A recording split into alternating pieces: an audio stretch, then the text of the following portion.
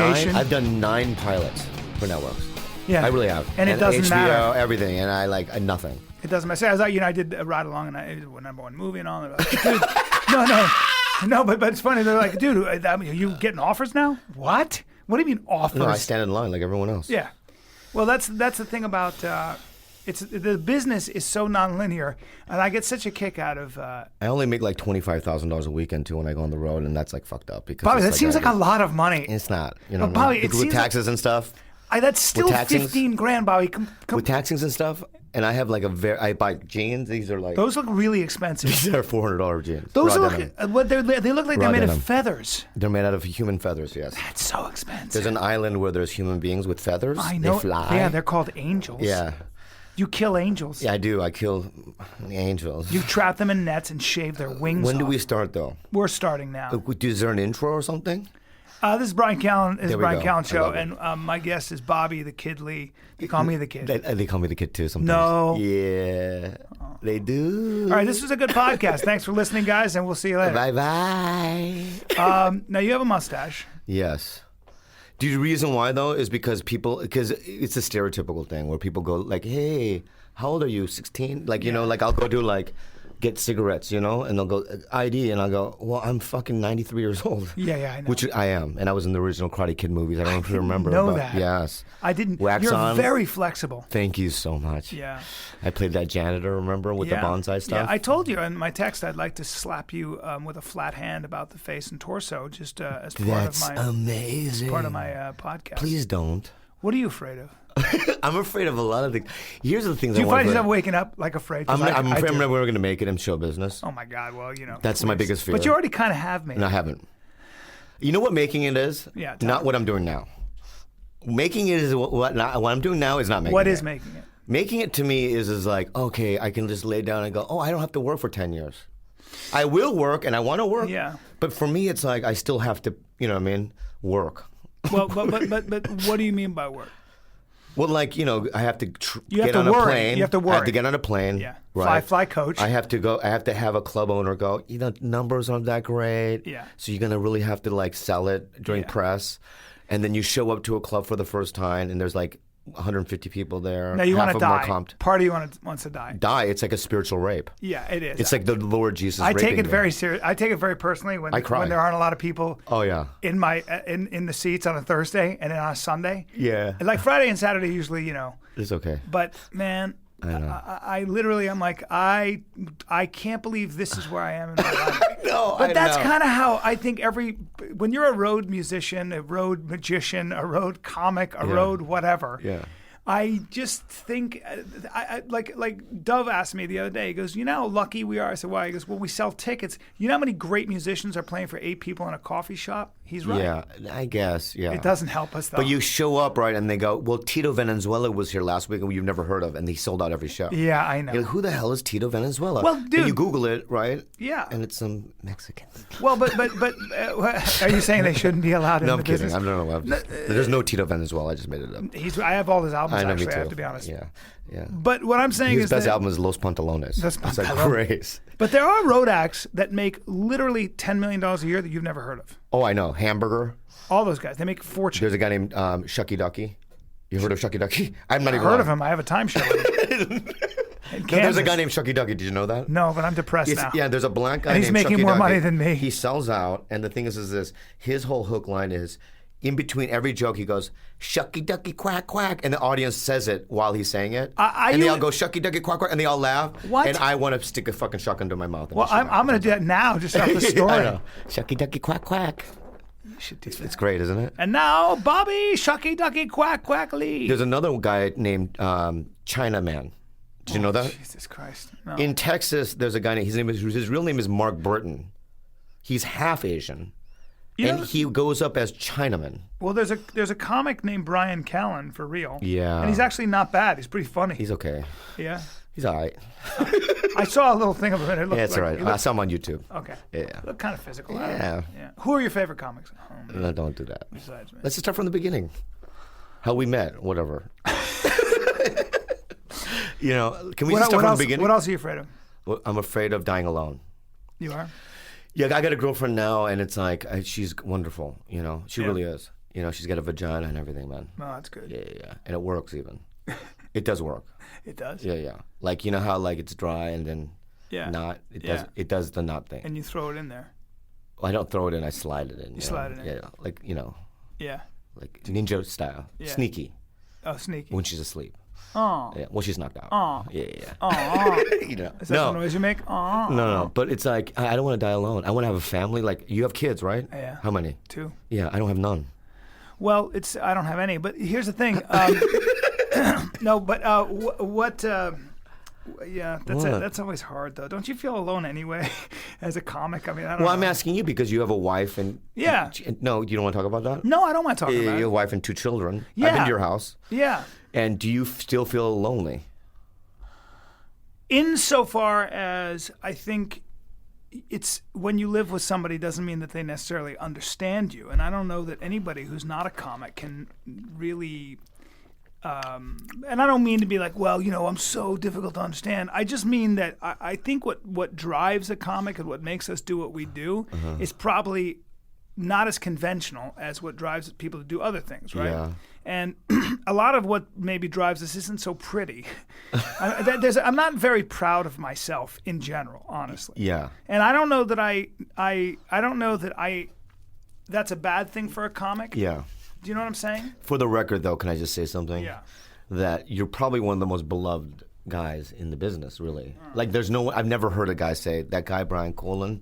Well, it's Callen. Whatever it is. You know what I mean? Damn it, Bobby. Bryan Callen. Don't say that. I'm sorry. And I've never heard somebody say that Bryan Callen. It's Callen, man. Callen is a bad dude. You know, and they always say that who? Sometimes they say that. No, they don't. It is. I don't like this story so far. And the second thing they say is, that guy. No, see, and we love him. You started by giving me a compliment, then you turned it on. No, but in real life, though, it's like people love you. It's just, I go on the road, and if I found out that you were there before, or you're coming up, and I always go, oh, he's great. But they say the same thing about you, don't you think? Well, I'm a dreamweaver, and everyone knows that. I'm very likable. I test well. I didn't know that. Focus groups. You should see my test results, man. I want to. Yeah, I get animal test results. You have a permanent drip. What does that mean? Dick. Oh, just total pause as you pull it out. Oh, no. No, thank you for that. But what I'm saying is that... that just comes from knowing I'm not better than anybody else, honestly. You know your character defects, that's what you're saying. I guess so. Yeah. And you know your flaws as a human. Yeah. Who said that? It was Socrates or somebody like that. Know thyself, yes. No, that's not what they said. That's Shakespeare, but Socrates said... I'm not done. No. Can I just say? Yeah. A life not self-examined isn't a life not worth living. I can't believe you just quoted so Socrates. It's either him or somebody else. Socrates. Yeah, let's just say Socrates. And the thing is that I could be wrong, but I know my flaws. I know my good traits too, and I know that I'm striving to be better. I really am. I want to be a better human being. Yeah. And I think that like this business has... Okay, well, let me ask you a question on that to interrupt you. Well, you did, but... No, because before you go on, you say that. Do you think that's a process of attrition or a process of deletion? Like, in other words, is deletion a word? Or, I mean, in other words, do you think that when you say that in your mind to be a better person, do you think you have to add something to yourself, or do you have to just maybe take some things away? I don't know what you mean, but I don't even understand what you just said at all. So if you I don't know what attrition means. I don't know what deletion means. I don't know what it means. Well, that's because I'm highly educated. I know, but the thing is that can you just, in layman's terms, please? Yeah. So if you say I want to be a better person, which we all do, right? Well, not everyone. Well, but I think I feel the same way. So then I always say to myself, what do I have to kind of add to my personality, or what do I have to kind of start doing? And sometimes it's a process of what you have to start not doing. Yeah.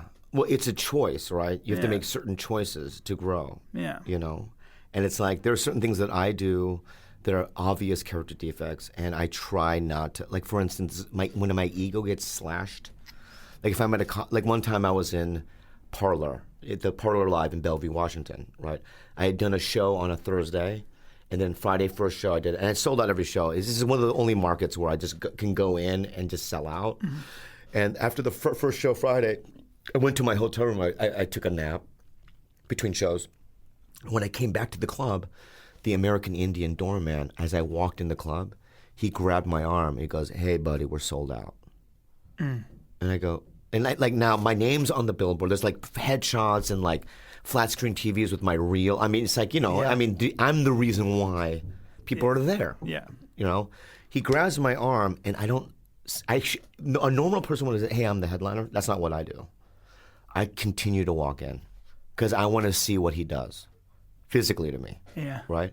So as I walk in the club, he starts like, he walks in front of me, and he walks backwards while I'm walking forwards, going, whoa, buddy, you fucking deaf? Huh? You fucking deaf? We're sold out. And I go, you know what? I'm leaving. Good. That's what he says. Good.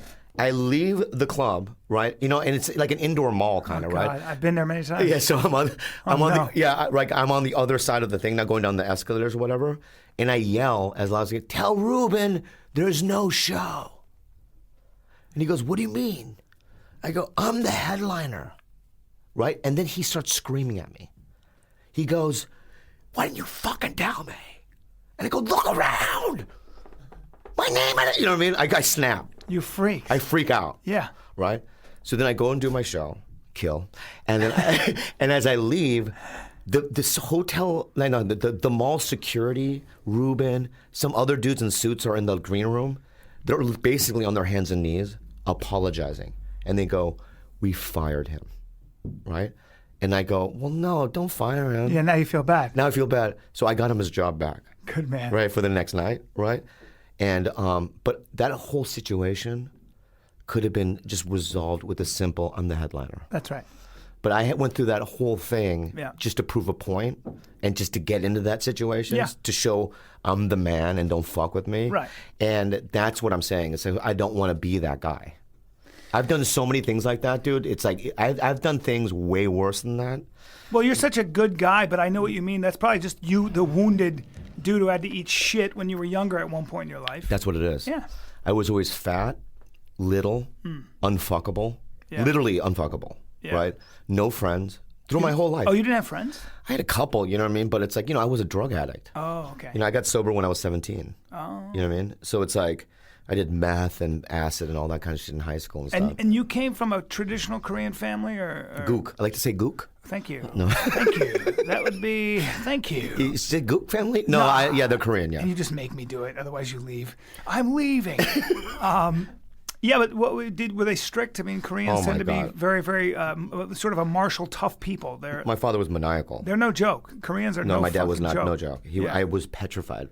Disciplined and tough. Yeah, I remember one time I was like 9 and my brother was like 6, and we shared a room, my brother and I. We lived in Minnesota, Edina. And I'm going to Minnesota this weekend. Oh, that's fantastic. We're at Rick's room? Yeah, and you'll tweet for me, won't you? I will tweet it, my friend. Yeah. I don't know if this do you is do his Edmonton room too? I love that room. I love Rick Bronson. I love actually. it. You know, Rick Bronson's a really funny comic. Yeah, I know it. He opens for me.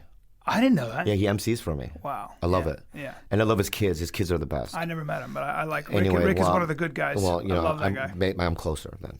Well, I have to be closer because I know dude? the kids and stuff. All right, man. I can get to know his kids too. When I was in Phoenix, he wasn't even he doesn't have a club there yet, and his family, we went to dinner, but it's okay, it's fine. Does he have a? He doesn't have a. He's thinking about. He's thinking of Stockton. That's a lot of competition. Not Stockton. Was it Scottsdale? Yeah, it's a lot of competition. What was I even talking about though? I had a point that I was going to make. About having a very strict father and. Oh yeah. And so I was 7. I was 9. My brother was like 6, and at 3 a.m, my mom runs into my room. And I just remember distinctly, like she opens her mouth and her teeth are knocked out. Yeah. And my dad had punched him out. Yeah. And he was drunk. He was drunk. Yeah. Oh, your dad was an alcoholic. Oh yeah. And I remember us trying to barricade, the door, like freaking out. And that was like a constant event. You know what I mean? And I didn't know that. Yeah. So instead of becoming a bad person, I used comedy or humor as a defense mechanism. Thank God. I didn't know that's a very scary, traumatizing childhood. Yeah. I had a lot of that. Do you talk to your dad? I love him. Oh, you do? Yeah, because it's like, then when I was in my early 20s and I said I wanted to do stand-up, they basically said, my dad said, but don't call here anymore. Wow. You're not my son anymore. I go, why? All your cousins, they go to college. They all, Ivy League, and you want to tell joke? What? You're not my son, right? So then check it out. Then I did in 1999, That's 2000. a good Irish brogue. By Thank the you way. so much. Yeah. Because he's from like Dublin. Yeah, obviously. Yeah. Keep going. Dublin, Gookville. Yep. Yeah. Yep. In that side. Great area. The Best east, part of the east side. The best part. The best part. Rough part. Rough part. But also Yeah, yeah. Ivy League. A lot of Ivy Leaguers. Yeah. Keep going. Yeah. So then I did the Tonight Show, Leno, in 99, 2000, like right when I got Mad TV. And he saw it with my mom. Oh my God. Yeah. And then the next day he called crying. Wow. He goes, I am so sorry that I did not support you. You're so talented and you work so hard. And I go, thanks, Dad. And he goes, do you have money? I go, money? I need the money. No. Yeah. No. Yeah. He has a joke. I think he said it. Oh yeah. Yeah. But so what does your father do?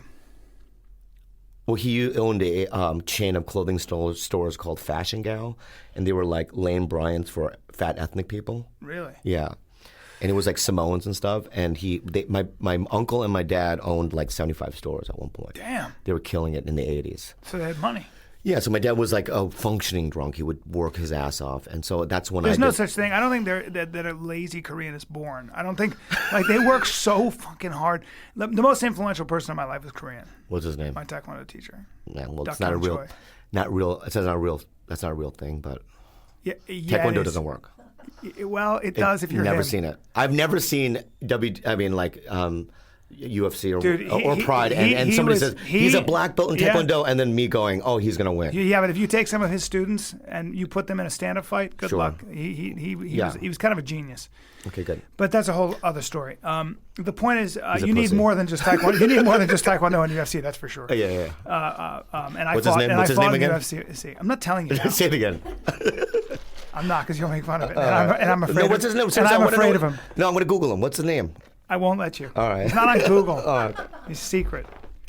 Well, if it's not It'd on be funny. Google, It'd then be he's funny not if good. I was lying about like Taekwondo. And it's not on Google. That's when you know somebody's lying. He's not on Google, Yeah. but he really isn't on Google. I don't think. That's a whole nother subject. But my dad had a bunch of strokes in the last couple of years, so I've been going out there to Phoenix. That's why Have you ever thought that maybe if you were more successful, you wouldn't have had any strokes? No, I'm just asking. I don't know if that's an Well, he's appropriate old. question. He's 75, you know what I mean? So it's like, Yeah. yeah, maybe. Well, if maybe those pilots had gone, do you think? yeah, maybe. yeah, You know? maybe. No.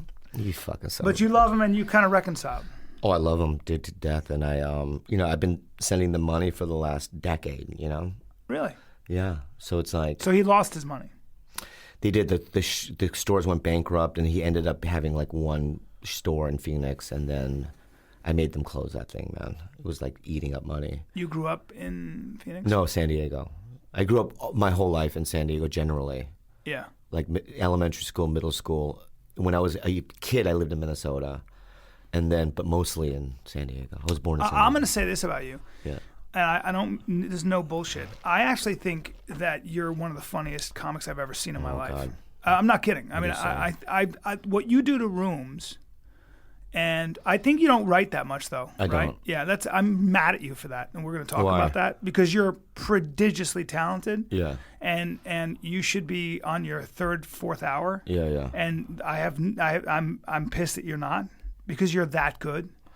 And I mean, Yeah, the stuff, I mean- everything you do, like that I've seen, is as hard hitting and as funny as it gets. Mm-hmm. God And bless you. It is. You're ridiculously funny. I mean, it's kind of what you were put on this earth I'm to writing do. more this year than I've ever have, That's and I've good. been trying a bunch of shit. Okay. Last night I tried a bunch of shit, so I'm trying. What do you think stopped you? Just self-loathing. No, what it is that I don't like, for me, when I go on the road and I have my 45-minute set, it's like, people pay money to see me because I don't comp, Yeah. right? So they're all fans, and I want to destroy. You know what I I mean? know, So- but yeah. the thing is that So I'm whatever- telling you could destroy fucking with 4 hours of material. Mm-hmm. You could. You're that good. Thank you. And I always have found that you're very intrinsically funny, one of the best too. But so. I am, and I won Best Comic by from the International Comedy Federation. and they are the most prestigious. But who cares? Who cares? It comes with $1 million prize. But I'm not. I gave it all to charity because I don't need the money. I know you don't, fortune. Man. I know. And I come from family money. But and this podcast makes me crazy. Because here's what happened though. It's like in the 8 years I did Mad TV, I didn't do stand up that much. I didn't either, dude. Yeah, right. You know, for 8 years, I remember Joe Rogan making fun of me because I was 33, saying I'm going to get back in stand-up because you're going to start doing stand-up now. Yeah. And now. And I was forced to do it when Hollywood shut their doors. That's right. Right. Because you couldn't make money. Yeah, I couldn't make money. Yeah. Right. And I had mortgages. I have 2 houses. You know what I mean? I paid for my parents' house and mine. Wow. Yeah. And I had no money coming in. Yeah. And my Matt TV money was being depleted. And I'm like, what the fuck do I do? So basically, essentially, I've only been doing stand-up for 6 years, in my opinion. Right? So it's like I was forced to do it. And now in the last couple of years, I feel like I'm a legitimate headliner. And but it's like if I would have done it those 8 years, there's so many different things, you know what I mean? But I do that all the time. You ever do that game where you just kind of wish you could do things differently? Oh my God, I made so many mistakes. What were the mistakes, though? I have so many mistakes that I can't even imagine what. But I think we all feel that way. No, I've made legitimate mistakes. Give me them. One of them was, a big mistake was for Knocked Up. You know what I mean? I waited in the parking lot because I didn't work on it. And I had so many I was sitting there and I didn't go in for that. You know what I mean? That was the Ken Jeong Yeah, part. Ken got that. You know what I mean? And then, like things like that. You know what I mean? Where I just didn't go in because of fear or because I wasn't prepared. Yeah. You know what I mean? And I've done a lot of that stuff. I've done things where. I have too. You have? Yeah. Yeah. Where you go in, I've had auditions that have been atrocious because of not being prepared. I know all about it. Yeah. I mean, one time I did this one, I'm going to tell you who it is, but I walked in and it was one of those things of where I just put it in a good audition, I would have got it. Big movie. And they told me that it was just the director and the casting director. So I show up, I'm sitting in the lobby, I'm the only one there. It's for a big movie. And I look around, there's no one else there. I'm like, this is weird. And then the lady offered me water. I'm like, when did they ever offer you water? Yeah. Right? So, and as I walked in, there was like 25 people in there. Right? And I was so ill, I wasn't prepared. And then I just had this panic attack. Yeah. Right? So basically, this is what happened. I had the first line. So the casting director goes, are you ready? And I go, uh-huh. And this is how long it takes me for me to say anything. So I'm going to just do the whole thing. Mm-hmm. Bobby, are you ready? Yes, I am. And she goes, okay, go.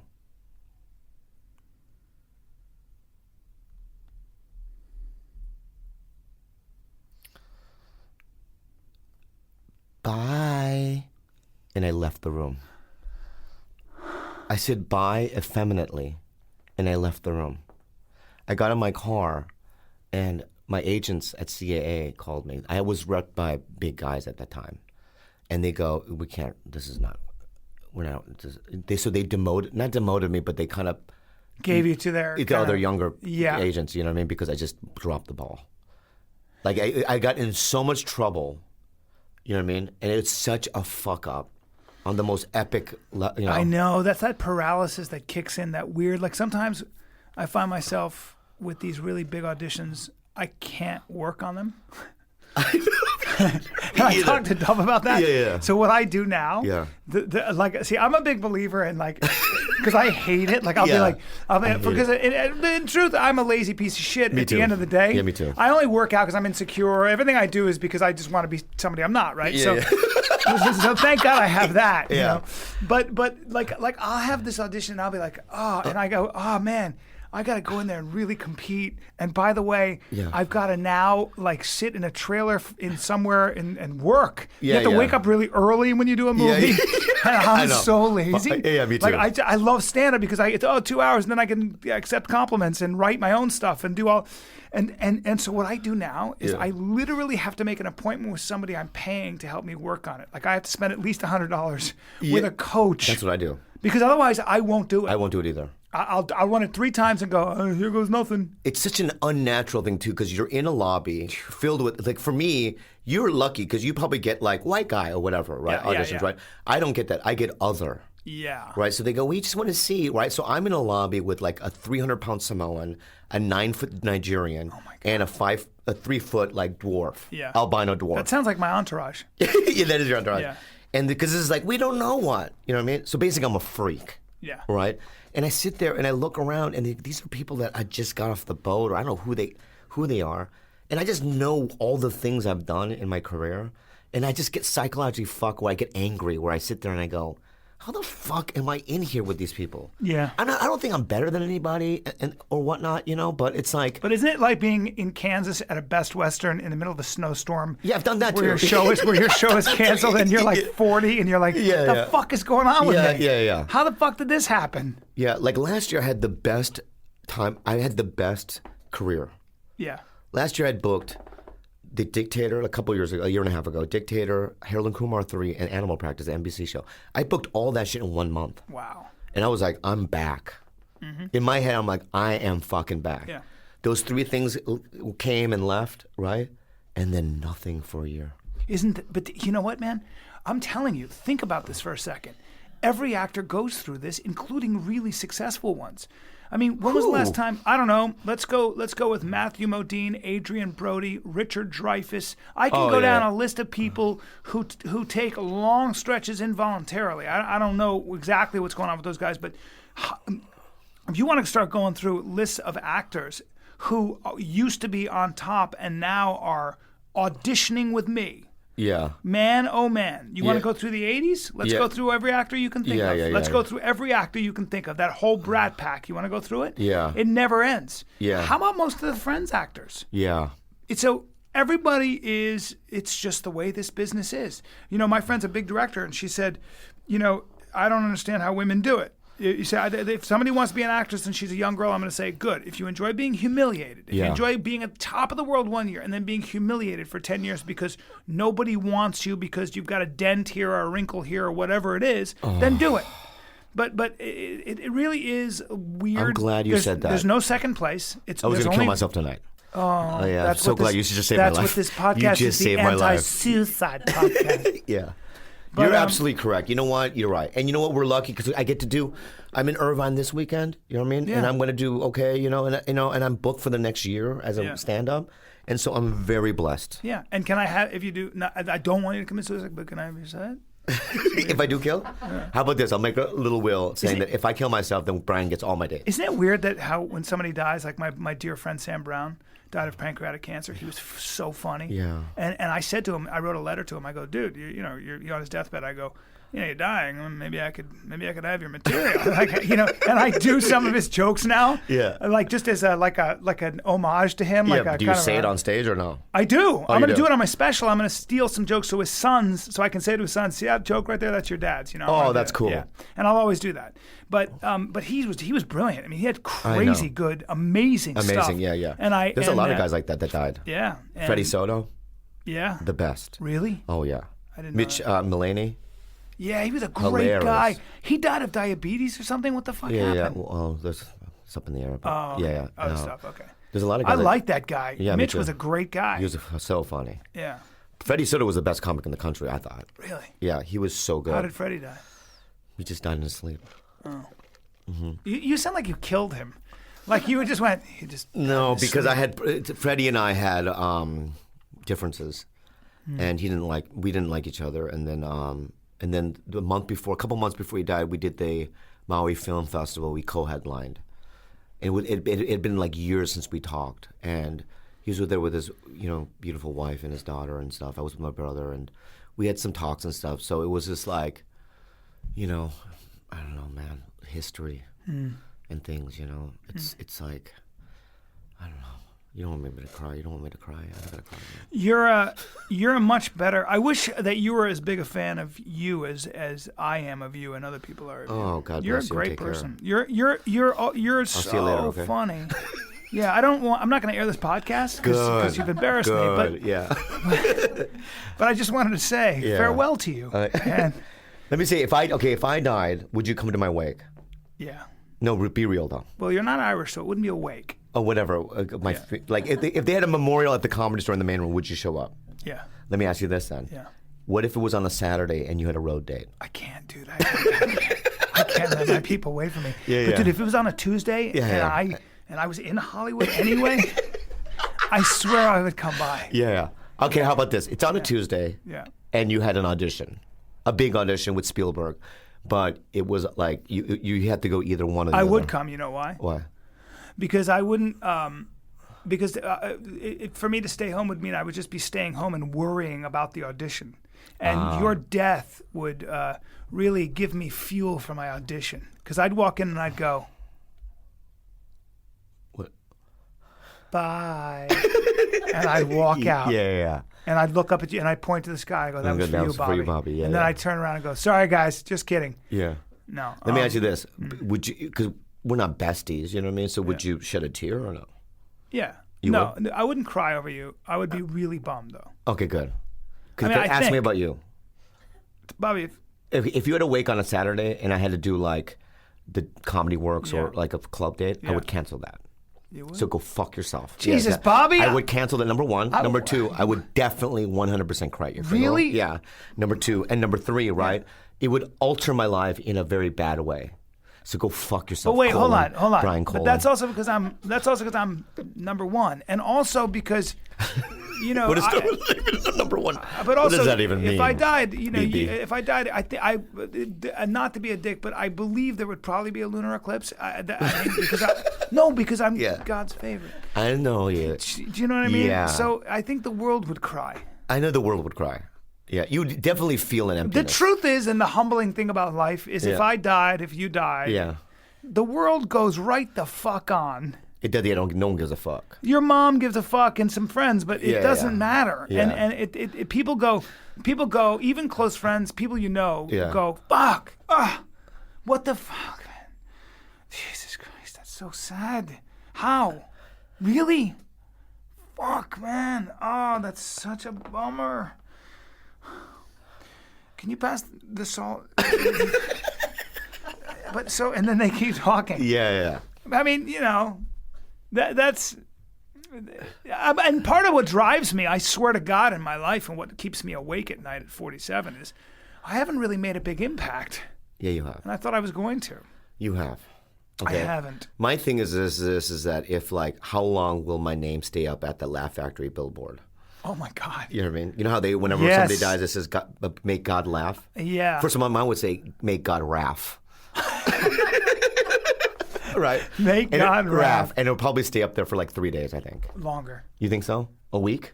Any longer than a week, and I would protest because I want need, your name. well, I need the space. I know you need the space. I but need the space. I love Jamie Masada, and I love him. I haven't talked to him. Yeah. I got to call him actually. But Well, I would just want to see how long and then who would come. If never if thought my of spirit, this is what I'm going to do. If I die and God said or whatever said you can stay and just hang out, your ghost, to see your funeral, I'm going to do that. That's a good Because idea. I'm going to take notes. Who's going to be there? Who's not? What do you want on your tombstone? Seriously. I don't know. I don't give a fuck about that. What about? Do you ever think about the fact that you're part of a very small fraternity, sorority, a small group of people that can do this? What we do, stand up. I mean, it's pretty rare. What do you mean? I know so many people do. I don't even know when Yeah, but people say that. it not makes on it your ridiculous. level. Yeah.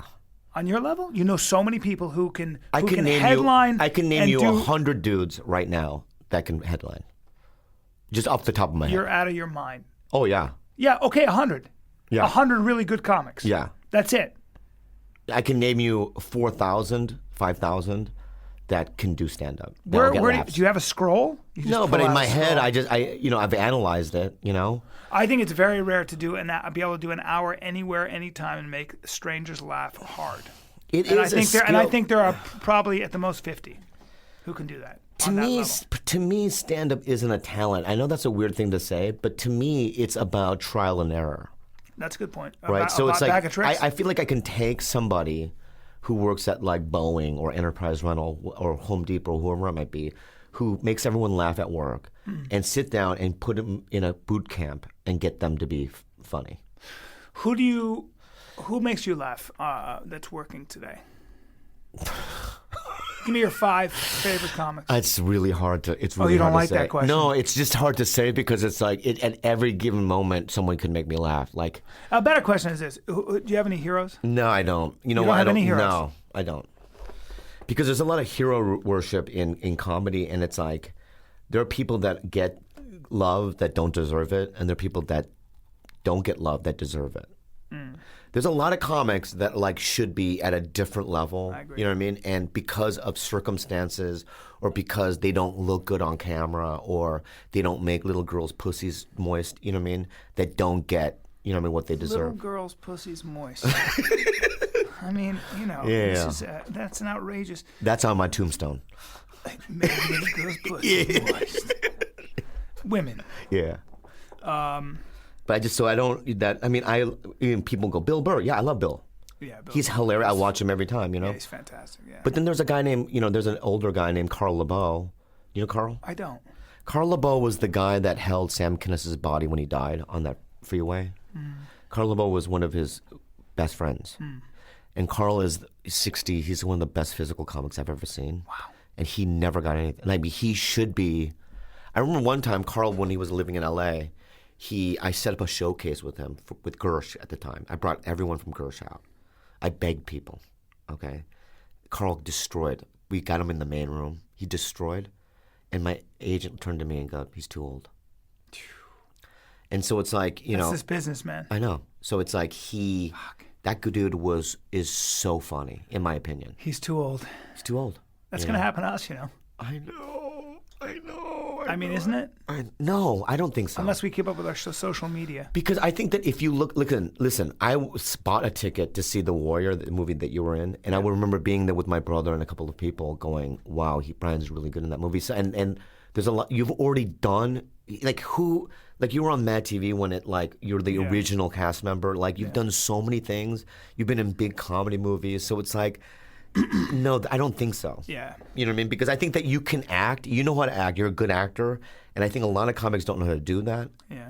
You know what it is? You know what acting is? Is being able to take a bunch of pressure. Yeah. So true. When I was in The Dictator, right? I remember flying in on a Monday morning, okay? They pick me up straight from the airport. They drive me to the set. I don't know the lines because they keep changing the script. I go to the trailer, right? I'm sitting there. It's 5, 6 in the morning with Ben Kingsley, my God. Anna Faris, Sacha Baron Cohen, and there was one more, Ed Norton, and they're all sitting there in the makeup. I'm at the end. Jesus. No one says good morning. They're just straight, you know what I mean? Because they're so tired. And they're putting makeup on my face, and I'm going, I don't know if I'm going to be able to do this. like fear. Yeah. I don't know what I'm doing. You know what I mean? What am I doing here? Right? How'd that movie do? Not good.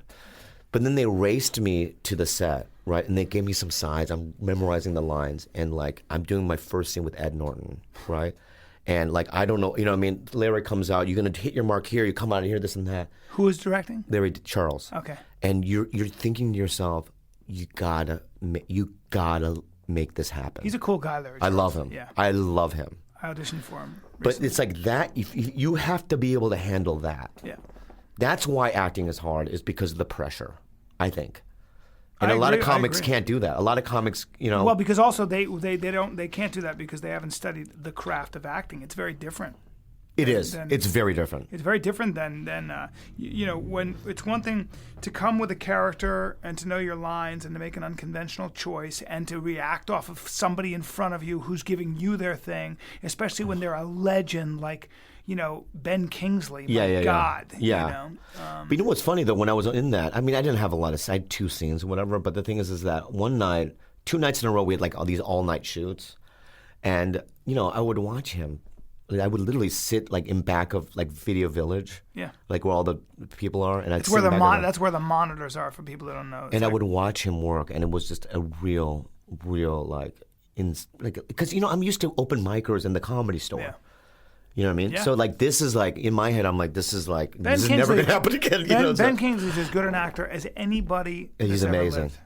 And the nicest guy. And I talked to him one night. He sat next to me on a couch, and we talked an hour about Gandhi. It was amazing, dude. I love him. I had dinner right next to him, and these kids were there, and they were recognizing me from Mad TV. They were looking at me like I was Elvis. Yeah. And they didn't know who he was, and I was looking at him like he was Elvis. Yeah. I was just It's crazy. It was a surreal thing, but Anyway. And he was looking at my girlfriend like he wanted her so badly, and I would have given her to him. Yeah. If it was a different time and era and you could do that.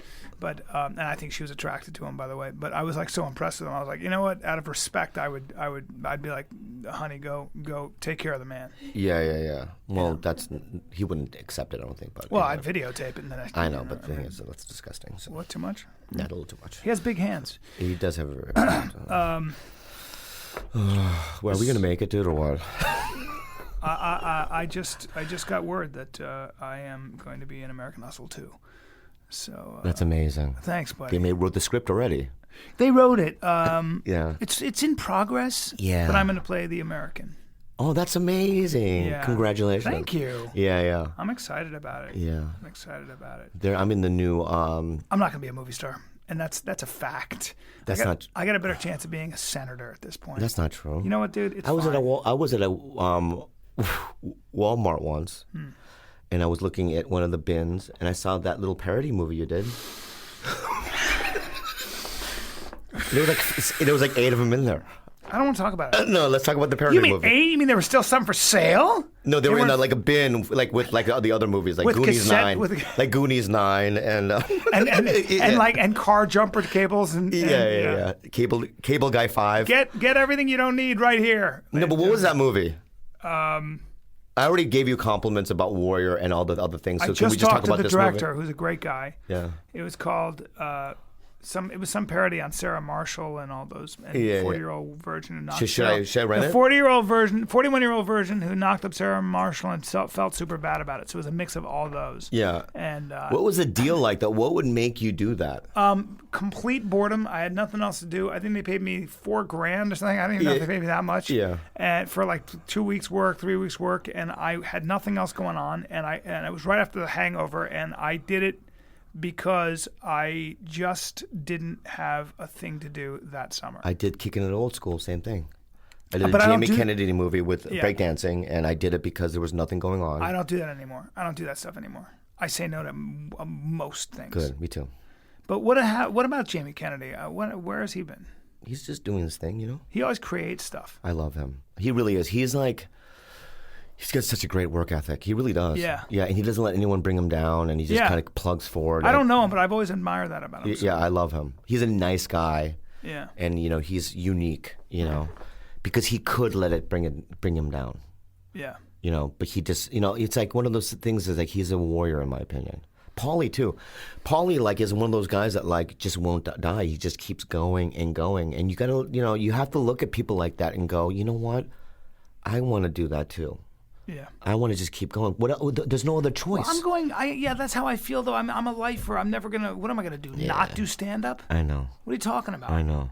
But imagine this. What if we were not even invited to the clubs and we had to do open mics again? Listen, dude. Would that be fucking awful, right? That's not gonna happen. I know, but I've thought about that. I'll get my SAG pension and I'll just never do it again. That'd be dangerous for me because I have a love-hate relationship with everything, all things acting and stand-up. Yeah. Like if you gave me $20 million, I might do nothing but swill wine, drink very good espresso, and become a peculiar old man. No. No? You would kill yourself. I would, right? Yeah, you'd be in Montana on a ranch, right, and go you would just think about it too much. I know, but I wanna wear tweed jackets and I wanna. Hey. Sorry. The fuck? What is that? A seal? I wanna. I'm talking about my dream, and you just burped in the middle of my dream, man. I want to live in Montana. No, what am I saying, Montana? I want to live in some like on the outskirts of San Francisco. I want to wear tweed jackets. I want to read hard-covered books with a German Shepherd, a bite train shepherd. Yeah. And you know what we should do? What? We go to Austin, Texas, yes, a cool city, right? Yes. And we start a comedy academy. Dude, let's just that's listen. Don't scream. I know, don't scream. but that's actually an amazing idea. All right, so it's because I think with both of us, I'd do it in a heartbeat with you. Sasso and maybe a couple of other people. Sasso's the guy because you know why he's so disciplined. He's really good with business. Yeah. Sasso so would we just have get our it own wrong. comedy academy, a theater and stuff, right? And then we can we'll do stand up there too. Yeah. It's a theater too, Yeah. right? And so that way we can do shows, right? Right. God. Yeah. And then Yes. we can so if Hollywood ever writes us letters going leave. Yeah. Then we'll just go to Austin. I would love to do that. I can't believe you're saying that. I've had a fantasy of actually eventually teaching drama in some private prep school or something. I don't know. It's such a cushy life. Also, it's like, one time I was... That's a better idea, man. Yeah. A comedy academy we open up, and we perform with really smart, funny young people. Yeah. I was in San Antonio once, and there was a improv group that had a theater. And I remember, this is it's my 6th year of Mad TV. And I remember walking in just out of the street. I go, it's an improv theater. I kind of walked in just to look at the photos and stuff. And there was teaching a class, and I sat in the theater. And then there was like 20 students, right? And they all turned around, they all recognized me, right? And they were like, what the fuck is he doing there? That's you know cool. what I mean? I always love that kind of power. Yeah. So let's do that. Let's go to a city. And then be mean as shit to the kids. And they'd have to call us Sir Bobby. Yeah. Master, yeah. You know what? That's an amazing idea because I have a better idea to make money too. Then what we do is our improv shows, we shoot them and blast them over the internet so people get to tune in and watch. That's right. Our brilliance. Yeah, and I think we know enough people. If there's 2 or 3 students that are very talented, we can set them up. Yeah, because we know managers and everything. You know, what I mean? We have the connections to do so. Yeah, but you get them famous anyway. You get them like Vine famous. You get them famous off the improv. And we sign them to like 20-year contracts that whatever they do in their career, they have to give us 5%. No, more. 10%. 90%. I'm not. You find I'm a really bad businessman. 95%, dude. That's what we do. But if we sign them to 10-year, like 10% contract, for the rest of their life, they would sign it. Yeah, but then we become assholes. I don't want to be that guy. No, we're not assholes.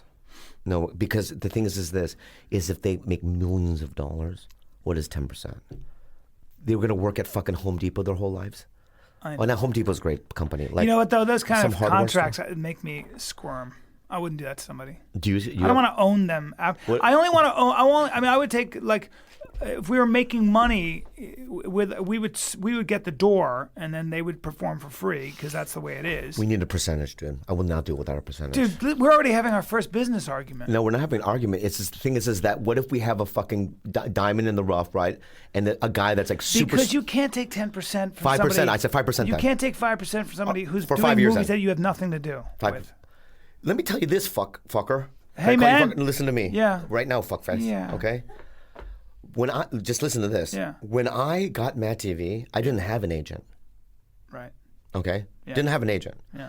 So when I went to test, when I tested for it, my manager goes, you know what? Gersh is doing the negotiations for your test deal. I go, oh. And I got the show. Gersh took 10% of 8 years of that money. That's outrageous to me. Okay. That's outrageous. They did 1 day of work. Yeah. The agent that did my deal he went to ICM after that. That's gross. Right? That's gross. So what I'm saying is that, and you know what? It's business, and I get it, and I don't blame them.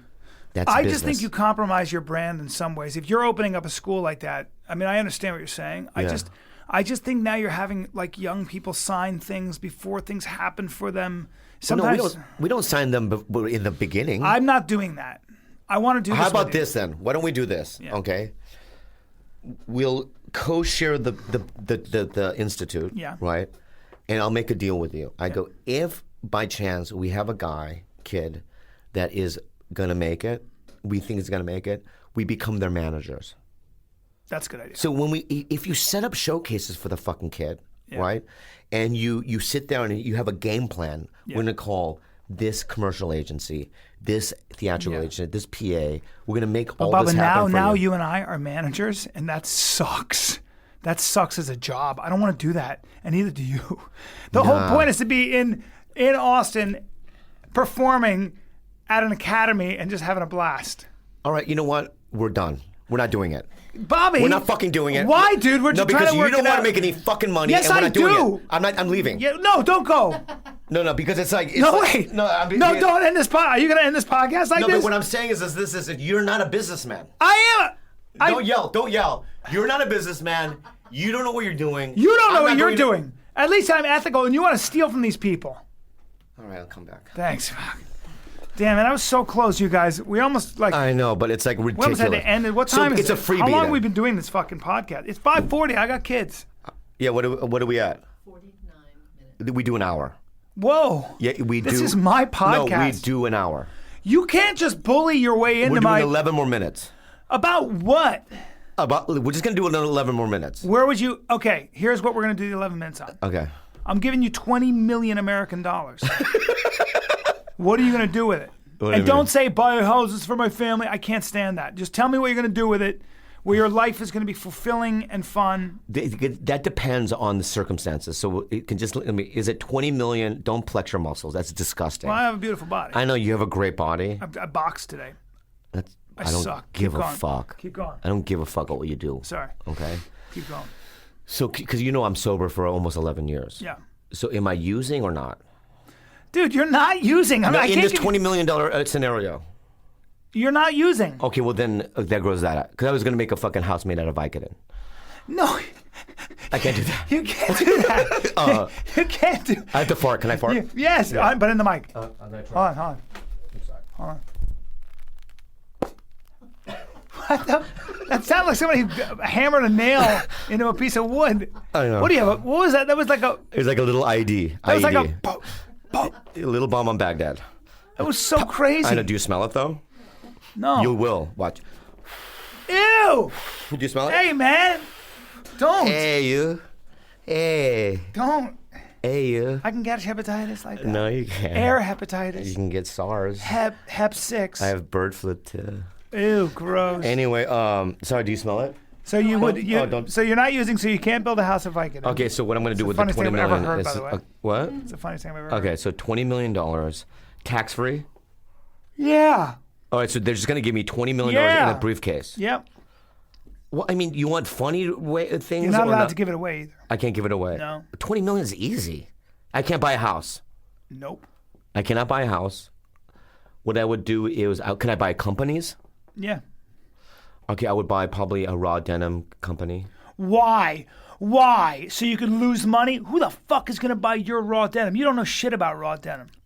Sorry. First of all, can I just say this? I just came down on you. I don't want to say this, okay? Yeah. The difference between you and I is raw denim. What? Yeah. And I'm going to talk to you. I don't want your viewers to think that I'm an asshole, so I'll talk to you on the side about it. Why? Because you don't like the way I dress. No, that's not what it is. I don't like your jeans. Dude. I really don't like your jeans. Those are Gaps or something? What are No, those? they're John Varvatos. Yeah, I can't do it. What do you mean? These are like $200 jeans easy. No, I can't do it. You didn't even look at them. You literally glanced. No, I looked at them outside. I looked at them outside. First of all, can I ask you this? Yeah. Do you wash them? Yeah. You don't wash jeans. You're being super condescending. No. Everyone knows that. Well, don't laugh at me and point your. This is what I want you. He's putting his palms toward We'll me. leave now because I can't do a podcast with somebody that doesn't do raw denim. But my point is this, right? You need Japanese salvage denim. It's expensive, huh? Yeah. So what I'm saying is this, okay? Yeah. I'm going to leave now because you don't do it. So here's what it is. So we won't do another 11 minutes. No, please. No. You're so funny. You're naturally gifted. I know. So here's what it is, okay? Here's the deal. What's going on with my arms? No, it's so gross that you do that. Training. It's from training. Well, I know you have a gym at your house. Yeah. Okay. I train hard. No, I know you have a gym. Before I work out, I go like this. I look in the mirror and I go, "Let's go, kid. Time to hit it hard." And then I go hit it hard.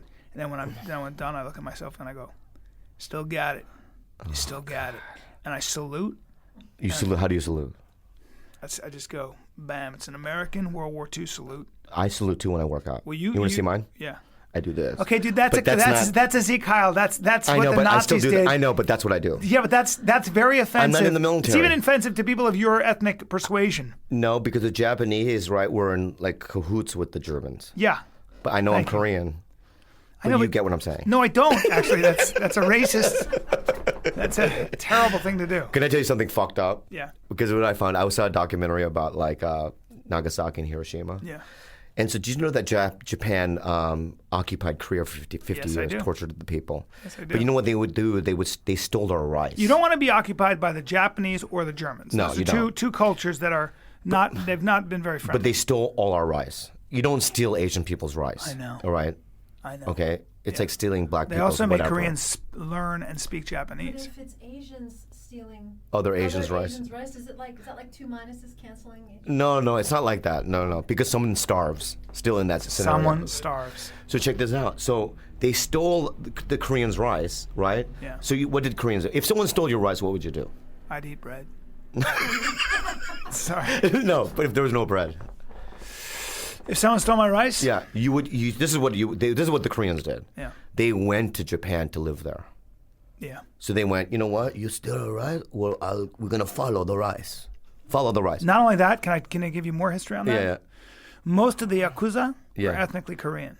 Because when they went to Japan, they couldn't find jobs, so they started their own underground. So if you actually look at a lot of the Yakuza, Yeah. a lot of them are Korean. Really? It's interesting that you said that. So check this out. It has nothing to do with what I'm saying, though. So anyway, they followed them, and a lot of Koreans were in Nagasaki and Hiroshima when the bombs went off. Really? Yeah. So imagine That's like such a you bummer. chasing the rice because you're so hungry in your family. Yeah. And you're sitting there in like Nagasaki going, oh, I guess we get to eat.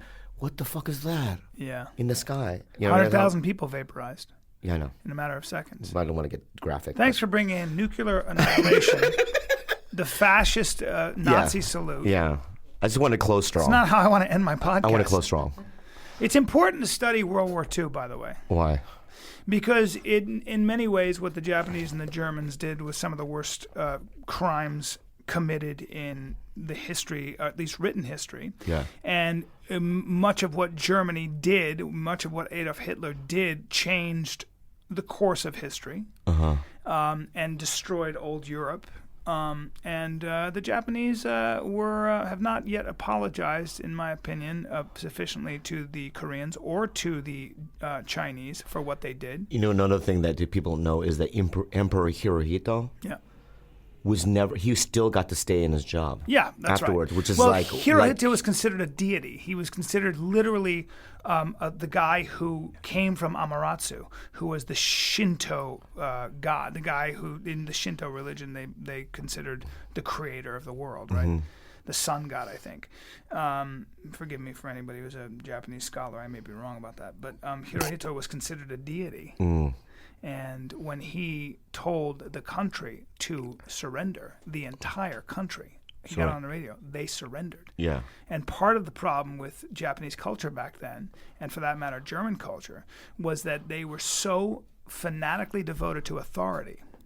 And so it didn't really allow for the individual to express himself. And when you have mob rule, or you have, I should say, rule by, the oligarchy, the people, the generals, the descendants of the samurai, the Bushido way of living, that warlike way of living, that's what rules the day. Yeah. And when military people like that, who are small and few, make those decisions, they're gonna a lot of times come to violent. That's why we have a civilian government that controls the military. Yeah. And that's part of the Constitution. Oh no. My question is, how do you go from a country like Japan, where you're like occupying other countries and stuff, to drawing Pikachu? Because we stripped them of their army. Yeah. And to this day they really basically are allowed to have self-defense forces, but not a standing army. So then they just decided to draw Pikachus? Well, they realized that there was no profit in expansion, and it's better to make money. See, we live in a world now, like China and Japan, where there's no point in having a huge army. You're better off concentrating on your economy. Yeah. And you can be rich. I think we did it now. That was 11 minutes. See, right? you completely lost. No, I just wanted to do. my How many more minutes? 2.5. Oh, we got 2.5 more minutes. All right. So now I want to see you hold your breath until you die. Do you think I can hold my breath for 2.5 minutes? I think I can. No, not a shot. Can I try? Yeah. Ready? Yep. All right. Let's see. 1,000. It's long seconds here. How are we doing, Rena? 20 seconds. He's held for 20 seconds.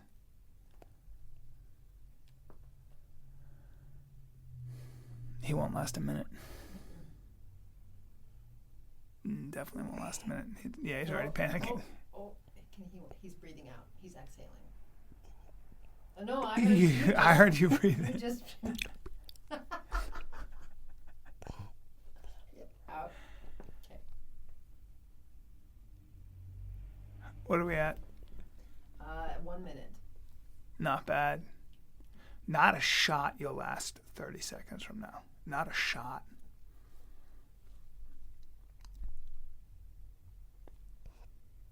That was a breathe in. He's cheating. I swear to God. Okay, out. I love that gesture. What do you get? What'd I get? Very impressive. What'd I get? That was a minute and a half. Say fuck you, man. Man, we had Fuck you another and your minute. white man, you fuck. Hey, man, what's this? The You white fucking guy? white man, you. No, I didn't. Yeah, I I didn't know do what you it. did to the American Indians. I didn't do anything. know I what you wasn't did even to all that here. thing, yeah. You're the one who had to run in with the Croatia, American all that Indian. shit, man. You're the one who had to run in with the Native American. Hey. All right, thank you so much for having me in Audition. Don't call me again, okay? Bobby Lee, you were This is the fantastic. favor, okay? Will you come back every day? No. The people can't wait. I'll never see you again. So Where are you thank doing so much. stand-up again? Oh, I'm doing the Irvine Improv this weekend. And then, I don't know if this drops this weekend. okay, well then just look at, whatever. But follow me on Bobby Lee Live on Instagram and follow me on Bobby Lee Live on Twitter. Have you seen my Instagram? It's fantastic. Do you follow me? No. Bryan Callen. Let's do it now. Could you follow me? Yeah. Okay, what is yours under? I can't believe I don't Bryan follow you. Callen. Let me see. Callen, dude. BryanCallen. Okay. Apparently I'm hilarious. How many followers do you have? 70, 100,000, 200,000. Okay, let's follow each other then. Thank you so much, Bri. No, I'm serious, Bobby. No, but I'll see you later, okay? That was great. Bobby. Thank you so much. Hold on. Where are you going? Okay. Hold on. All right, bye-bye, everybody. This is Bryan Callen, Bobby Lee. We love you. Bobby, you ruined everything. You've been listening to The Bryan Callen Show with Bryan Callen. Be sure to like him on Facebook. Just search for Bryan Callen Comedy. And follow him on Twitter. Just search for @Bryan Callen. You can also find him online by visiting his website. Just go to bryancallen.com. Until next time, bye-bye.